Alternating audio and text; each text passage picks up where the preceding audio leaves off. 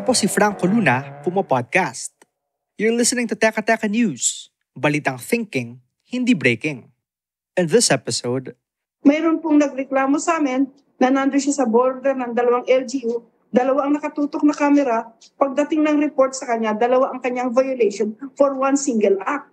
Opo. Napakahirap pong ipaliwanag yun at kailangan pang pumunta siya sa dalawang LGU para magbigay ng explanation kung bakit hindi dapat dalawa ang kanyang magiging violation. we talk about that confusing No-Contact Apprehension Policy they're trying to roll out.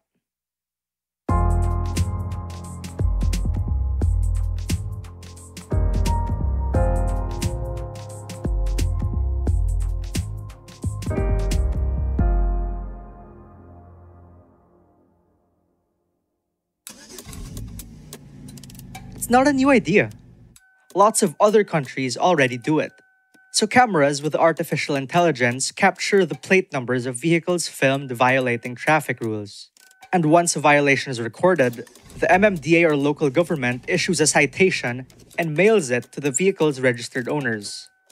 City halls and the MMDA share a database with the Land Transportation Office. And if you don't pay your ticket on time, your car won't be allowed to re-register. That way, there are no enforcers soliciting bribes, and all the evidence is right there on tape. Except, the devil is always in the details. Ito pong violation po na ito ay ginawa po ito na milking cow. Yung pong defective signal light na ang penalty doon sa Republic Act 4136 is 250 pesos, ginawa nilang 5,000 pesos per violation. Yan sa non-contact violation, wala pong totoo at tamang konsultasyon sa amin. That's LTOP President Orlando Marquez at the forum in May.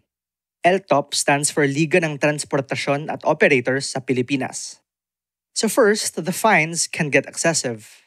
Take the example of Quezon City, where most penalties set you back 2,000 pesos at the minimum. That's a hard ask for jeepney drivers who only take home up to 200 pesos per day amid skyrocketing gas prices. Under the MMDA, though, some of the same offenses start at 300 pesos for the first violation. Listen to Elvira Medina, president of the National Center for Commuter Safety and Protection. She was speaking on the public program Laging Handa. Gusto po nating ipahayag na dapat yan i-harmonize. Gawing magkakamukha ang mga batas kasi nangyayari po, may batas sa isang LGU at pag lumempas ka dun sa LGU na yan, iba na naman ang batas. Most cities are all in on the policy, including Manila, San Juan, Valenzuela, Parañaque, and Quezon City. But LGUs tend to work in silos. Sa madaling salita, kanya-kanyang implementasyon. And that's just the second problem. MMDA Task Force Special Operations Chief Bong Nebrija insists it's a road safety tool that helps motorists in the long run. He says the entire point is making sure motorists understand that if they violate the rules on the road, they will get caught. Still, the question, why aren't there uniform rules?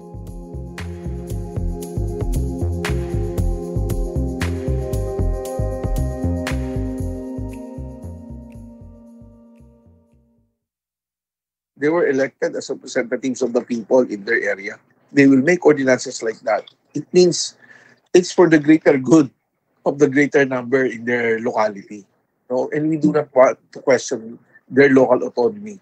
So kung sabihin nilang ang disregarding traffic sign is 2,000, they're mandated to create their own ordinances and the fines and penalties for that. Take note, the idea is nothing new. The MMDA's NCAP, for instance, has been around since 1995 and was only recently re-implemented under the Duterte administration in 2016.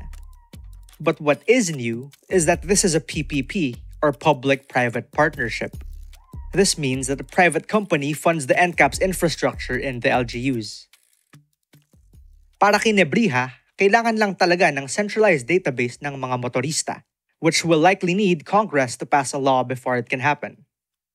Metro Manila mayors have banded together against the outrage, saying the policy eliminated corruption, disciplined motorists, and made roads safer by slashing traffic violations. When we asked for data backing the gains of the program, Nebriha admitted the LGUs have their own numbers. Instead, he doubled down on the MMDA's observations and empirical evidence.